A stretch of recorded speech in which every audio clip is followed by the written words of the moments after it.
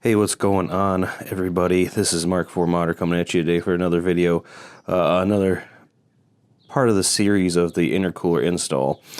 I kind of pretty much finished the install, running all the piping. I was going to do videos for running the piping, but honestly, it would have been an hour of me cussing and swearing and trying to figure out how everything goes.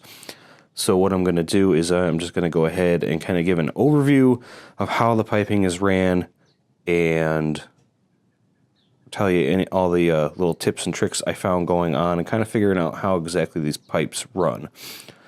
Searching the internet, you can't really find a whole lot on the routing diagrams for these pipes because they are kind of a pain in the ass. And I'm going to kind of go over what I went through, what I figured out, and give you some tips to help you do your install if you decide to purchase this kit and do it. So without further ado, let's start over here on the passenger side of the car. Passenger side of the car has one pipe that comes out and then connects into the throttle body there. So here it is coming out of the radiator, or here it is coming out of the intercooler, not the radiator. Coming up right here, you're going to see where I had the map sensor bung welded. I wish I would have moved it to a different place, maybe on the back side here, because it's awful close to the bumper. So that might be something you might want to figure out. And it comes back up and runs up under here. And you can kind of see how I have it set up.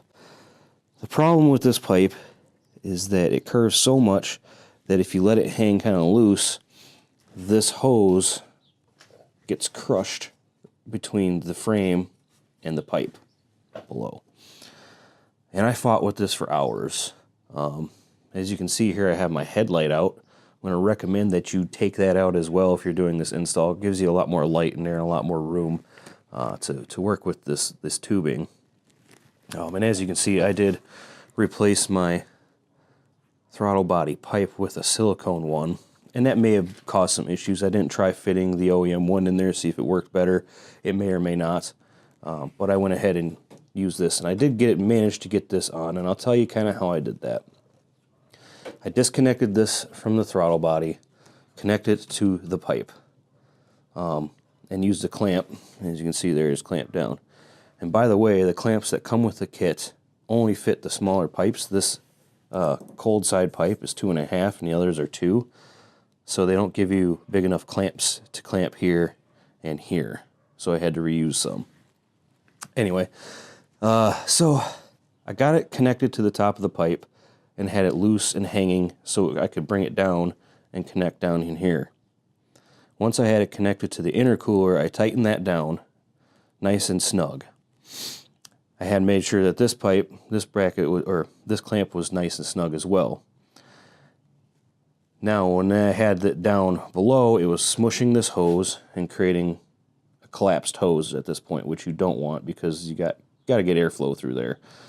So what I did was I actually literally grabbed this whole pipe and kind of Hulk lifted it up, and so it sits on the frame underneath here.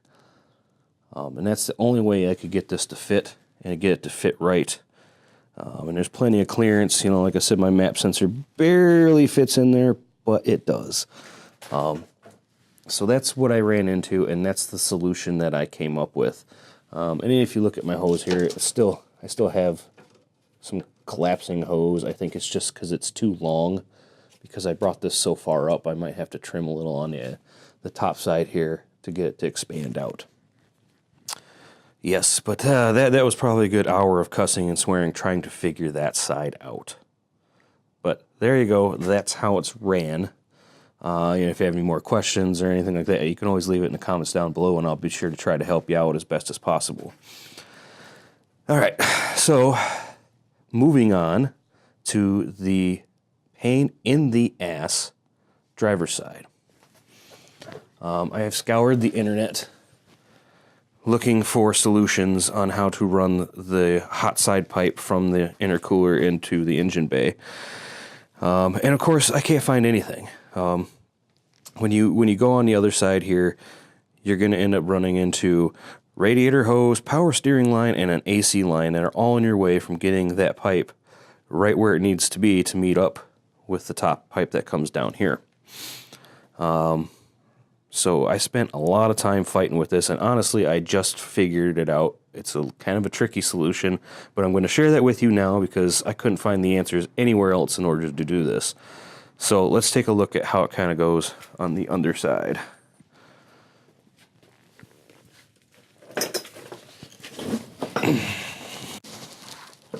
Alright, so here we are.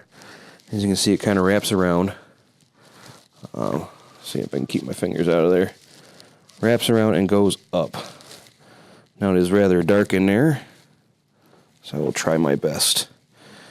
Now as you can see here, I have it routed on the inside of the AC line and the lower radiator hose. When I first started doing this, I was trying to run it on the outside of the radiator hose, and it was just not working. I wasn't getting a good alignment to the pipe above, and I was causing some collapsing to the radiator hose that I wanted to avoid. So there's a solution to this, and it's hard to kind of get some pictures of, but I'm going to come up to the top side.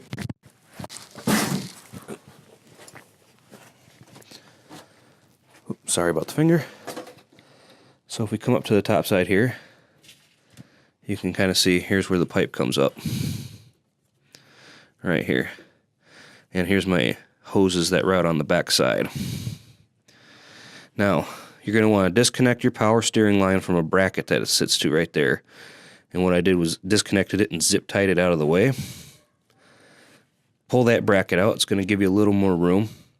That bracket just attaches to the starter bolt on the bottom side of the starter. And on the bottom of the radiator shroud, there is like a plastic clip that holds your radiator hose to the shroud. And what I found out was if you just cut that clip, take that thing out, you can actually push your radiator hose back far enough to go around this hot side pipe.